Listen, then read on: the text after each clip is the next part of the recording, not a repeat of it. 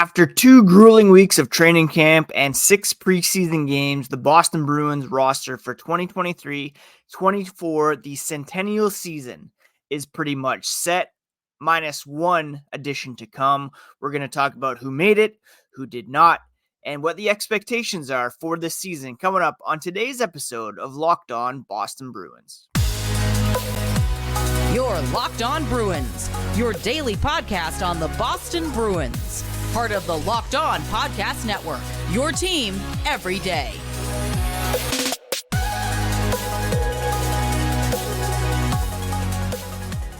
What is up, Bruins fans, and welcome back to the Locked On Boston Bruins podcast. I'm your host, Ian McLaren, and this is a daily show where we discuss all things Spoked B.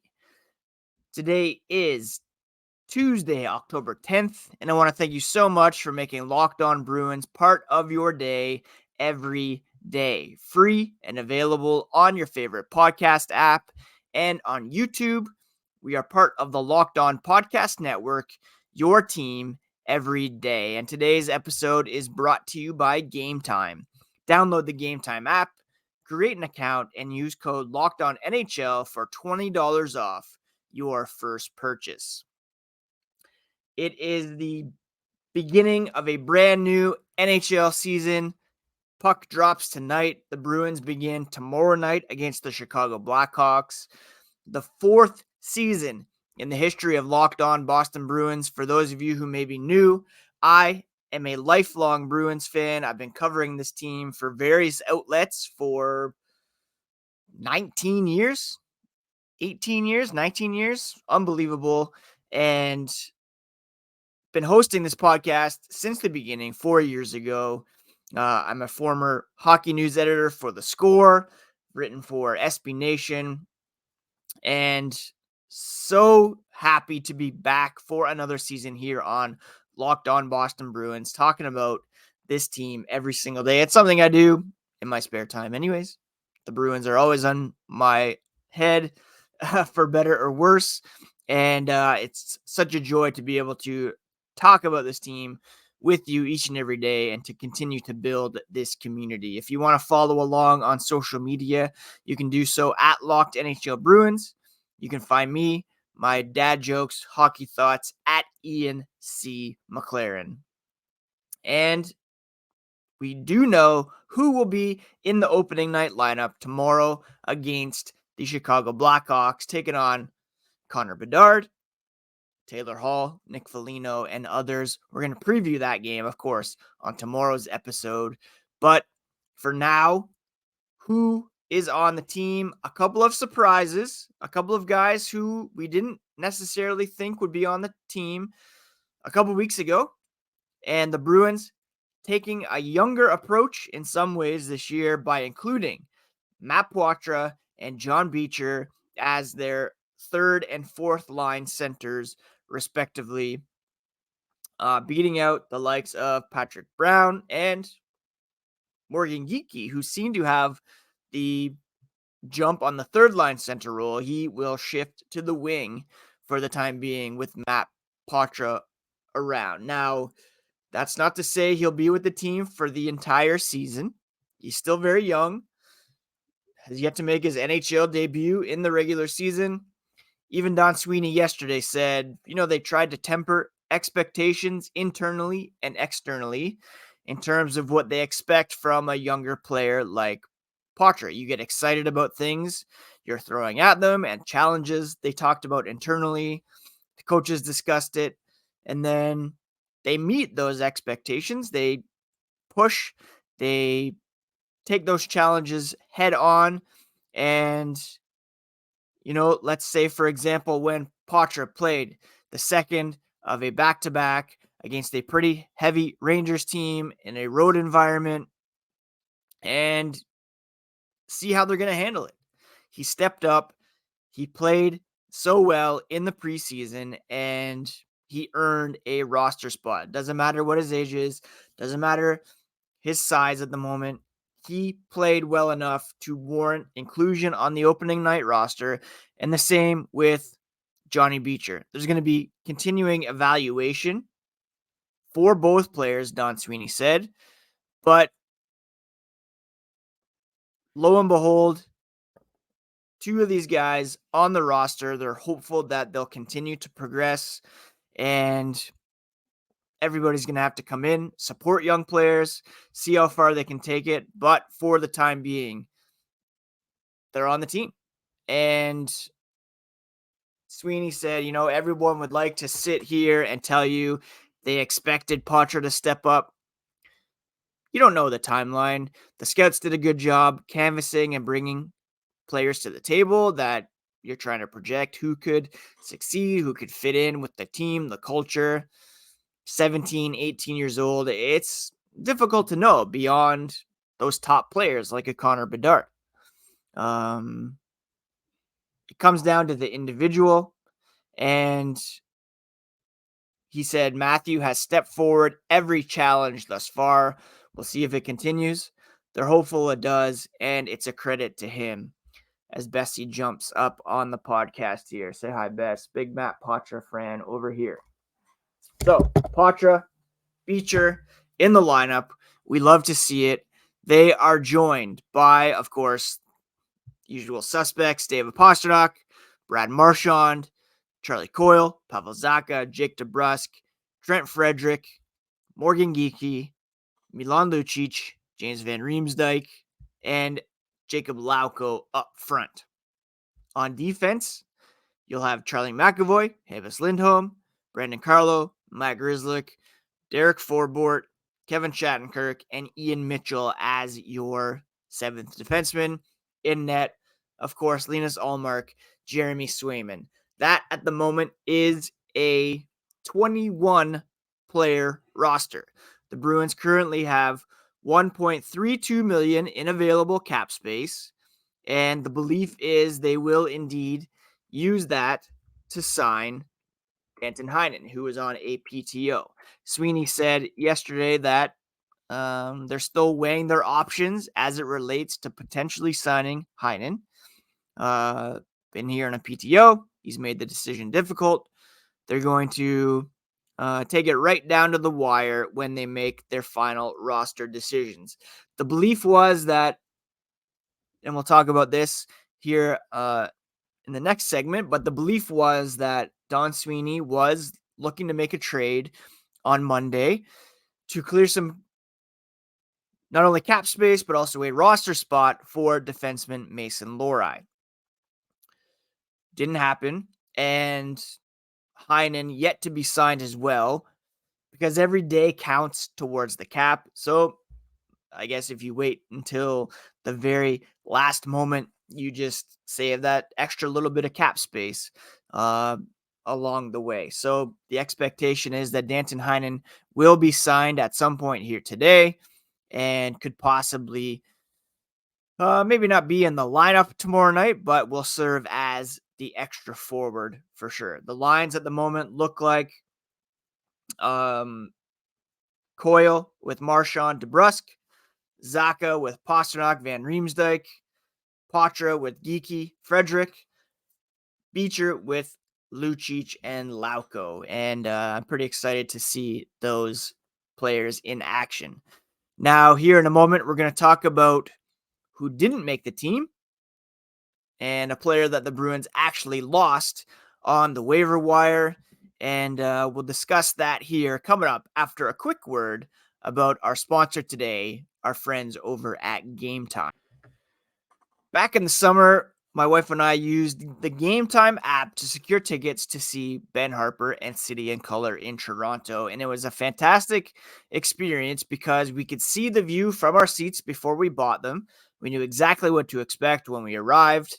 It had all-in prices, which showed our total up front. We knew we were getting a great deal without hidden fees. And I bought the tickets in second with 2 taps. They were delivered right to my Google Wallet. Game Time has deals on tickets right up to the start of the event, even an hour before it starts. It's the place to find last-minute seats on sports, concerts, comedy, theater, and more. Download the Game Time app, create an account, and use code LOCKEDONNHL for $20 off your first purchase. Terms do apply, but all you have to do, again, is create an account, redeem code LOCKEDONNHL for $20 off. Download Game Time today for last-minute tickets at the lowest price, guaranteed. Thank you so much once again for making Locked On Bruins part of your daily routine, free and available on your favorite podcast app and on YouTube. Everyday listeners can expect a full preview of tomorrow night's game against the Chicago Blackhawks on Wednesday's podcast, as well as all the latest on the Black and Gold, including perhaps a Danton Heinen contract to discuss. Now, the Bruins did, of course, have to put some players on waivers for the purpose of assignment to the Providence Bruins. Among them were Jesper Boqvist, Oscar Steen, and Jakobs Borrell earlier on this week. Patrick Brown, AJ Greer were placed on waivers on Sunday. And as it happens, AJ Greer was scooped by the Calgary Flames. So a very short tenure for Greer in Boston, just 1 year. He looked fantastic in black and gold. Full-time member of the team last season. Appeared in 61 games, 12 points, 114 penalty minutes. And he took to Instagram to say how appreciative he was of his time in Boston, how much last season will hold a place in his heart, and the relationships that he developed. You know, I even saw his partner sharing an Instagram post saying this wasn't on our bingo card. It's not easy. The eve of a new season, go through training camp. You went through all summer expecting to make the team, to be a Boston Bruin. All of a sudden, you have to pack up and head over to Calgary. Essentially, the Bruins ended up swapping Milan Lucic, AJ Greer. You can debate the merits of such a swap, but the reality is, with Lucic in the lineup, with Jacob Lauko in the lineup, even Trent Frederick to a certain extent, Greer's presence became a bit redundant. You can only have so many of those guys in the lineup in today's NHL, and I'm sure the Bruins were hoping to pop him down in Providence, be able to call him up at some point. As it happens, Calgary came in and essentially found their Lucic replacement. Don Sweeney was asked as well about the decision to waive Jesper Boqvist, sending him to Providence, again with the view towards adding Danton Heinen. Sweeney said they liked Jesper and the role he played in New Jersey, versatility in his game, speed in his game, but Poitras, Beecher both had really strong camps, and even though they've always been committed as an organization not to rush players, when players have an impact, they deserve an opportunity, and it's not necessarily about, you know, you come in, you have seniority, so you are given a spot. There were some really hard conversations with veteran players. Not an easy business in that regard at all, Sweeney said. In fact, it's very uncomfortable because you have to have difficult conversations when you're talking about bringing a player into the fold and some unpredictability as it relates to younger players, taking advantage of their opportunity. But again, it's earned, and Boqvist, for the time being, rests down in Providence. The other guy who did not make the team, who likely should have, is, of course, Mason Lohrei. A very, very strong camp for the Boston Bruins, and ended up just being a numbers game, really, on the back end. You have 7 defensemen that made the team. Another one in Zboril, who perhaps deserved a better fate. And then Mason Lohrei. They didn't want to leave him out. They made their decisions very difficult. He's played well, similar to Poitras, Beecher. And he logged a lot of minutes. they're continuing to work on his habits without the puck. But everybody can see his talent, his vision, his creativity, his confidence, and it's maybe a bit of a bigger adjustment to the NHL for defensemen than it is against forwards or for forwards. Um, so he's going to go down for the time being to the AHL, log heavy minutes in all situations, and again, the word yesterday was that they were looking to make a move on the blue line, whether they were considering putting Derek Forbort on waivers, whether they were considering a trade that involved Matt Grzelcyk. Right now, you have, of course, Lindholm, Grzelcyk, Forbort. You could very much argue that Lohrei and even Zboril should be in the lineup over Derek Forbort. Did not look great in the regular season, whether he's dealing with a nagging injury or just a bit long in the tooth and doesn't have the speed, the versatility that some of these other guys bring to the table. I personally would have liked to have seen Lohrei in the lineup. I guess 2 out of 3 isn't bad when you're considering the young guys that made it versus those who didn't, but I am quite certain that we'll see Mason Lohrei up in Boston at some point this season, either due to injury, which you don't wish, of course, on anyone, or due to some roster movement where the Bruins realize, well, Forbort just ain't it anymore. Let's cut our losses, put them on waivers, or, and this isn't my preference, I don't want to see them trade Matt Grzelcyk, but that could be a consideration as well, seeing as he is a pending unrestricted free agent. And that's something to keep in mind here as the season goes on. Jake DeBrusk can be a UFA next summer. He's looking for a new contract.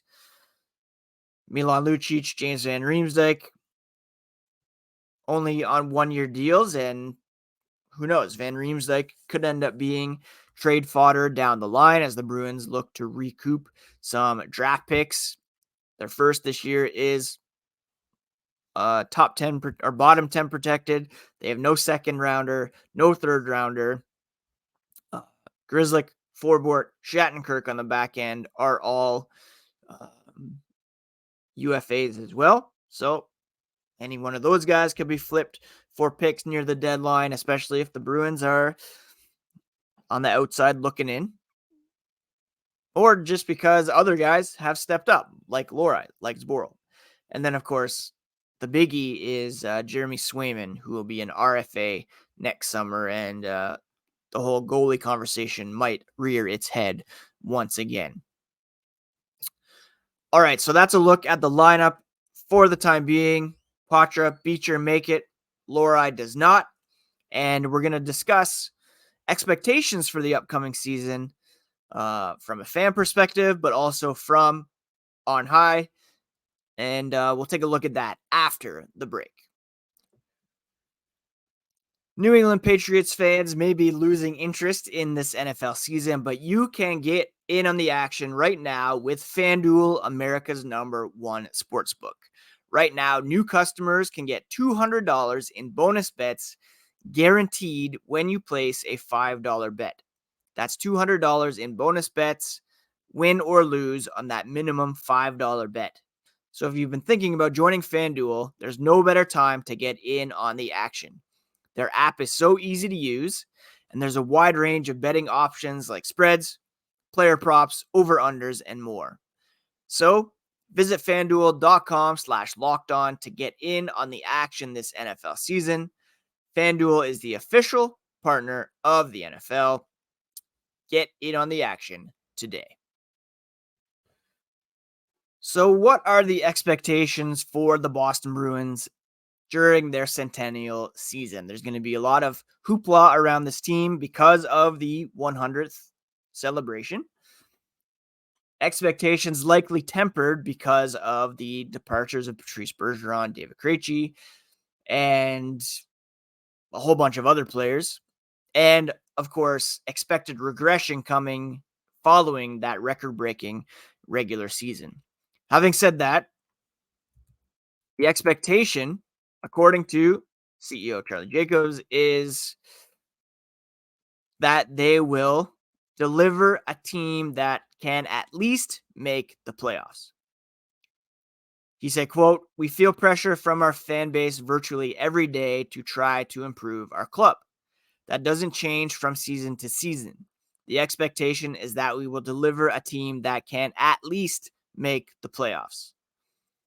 And how does the old saying go? It's not necessarily the best team that wins the Stanley Cup. We all know that clearly wasn't the case last year, but it's the team that's playing the best hockey that wins the Stanley Cup. And that was certainly true last year. Jacobs continued, "The pressure, the expectations. We are the Boston Bruins, an original six team, celebrating our 100th anniversary. Everyone here understands the gravity of the opportunity, the gravity of what we have in front of us for this upcoming season." Meaning, this team will remain competitive. I do believe they will be a playoff team. I know a lot of people out there, it's trendy to pick teams like the Ottawa Senators, like the Buffalo Sabres, to jump up into the playoff mix and to say, Boston, they're done. They do not have Bergeron anymore. No Krejci. They lost Taylor Hall. They lost Nick Foligno. Tyler Bertuzzi didn't resign. Dmitry Orlov didn't resign. This is the beginning of the end for the Boston Bruins. Well, no, I don't think that's the case at all. You still have David Pastrnak. You still have Charlie McAvoy. You still have Brad Marchand. These guys, it's their team, and it's exciting for them. Jim Montgomery said they've learned under great players and leaders, and there's other players to support them now, whether it's Lindholm, Carlo on the back end, Coyle, Zacha, DeBrusk, those kind of players. This is their team now, and I think you're going to start to see that excitement come out. You're always trying to find the next ones that can be a part of the leadership group, Sweeney said. It's what keeps you up at night in terms of what's going to continue to sustain the winning environment and mentality that they want to preserve each and every day, and the competitiveness that they have. Players that are doing a really good job in the next wave have to continue to learn under the previous regime. Zdeno Chara, Patrice Bergeron, Tuukka Rask, David Krejci. Such a unique group of guys that established a very strong culture, and now you have that carried on by Marchand as kind of the link towards Pastrnak, McAvoy, and as they continue to integrate younger players that are capable of being leaders on and off the ice as an extension, that's what it's going to take for the Bruins to continue to have that success. Charlie McAvoy stepped up. He promised Patrice Bergeron he would carry on that mantle of leadership, the culture that was built here. Sure, there's pressure because of the regular season. Jim Montgomery, he said he felt more confident coming into this season, which makes sense as a first-year coach. The onus is going to be on him to learn from mistakes made during the Panthers series, to get the most out of the younger players, to lean on his leadership group, and to get the most out of, let's be honest, to get the most out of a lesser group than it was last year. I'm fairly excited about this season. Even just Matt Poitras making the team, I'm excited about that. I've been watching him for a while here in Guelph. Love his game. I'm excited that Beecher's on the team. I'm excited to see DeBrusk have a career season. McAvoy challenge for the Norris Trophy. Pastrnak continue his elite level play. I do believe this will be a playoff team, and like we saw last year, anything can happen once you get in. I talked before about that President's Trophy plus 1 year, where we've seen teams in the recent past flame out in the playoffs after winning the President's Trophy, coming back the next year, and if not winning it all, then going pretty far. The Panthers are an example. The Tampa Bay Lightning, a recent example. The Washington Capitals before them. The Bruins, still well positioned to be a very good team. It's going to be more of a team effort, especially offensively, but I'm very excited, and we'll do a full preview and predictions on tomorrow's episode of Locked On Boston Bruins. Thank you so much for joining me on today's show. Special shout out to my dad. It's his 77th birthday today, his Ray Bork year. It's going to be a good one, Dad. Happy birthday. Love you. Thank you for instilling in me this love for the Boston Bruins. And yeah, let's get to it, friends. I'm very excited about this season. Please do subscribe if you haven't already. Join me daily on Locked On Boston Bruins. And let's get into it. Let's get into what will be a memorable season, hype-wise, Centennial celebration-wise, but also hopefully one that we can enjoy on the ice as well. Hope you all are doing well.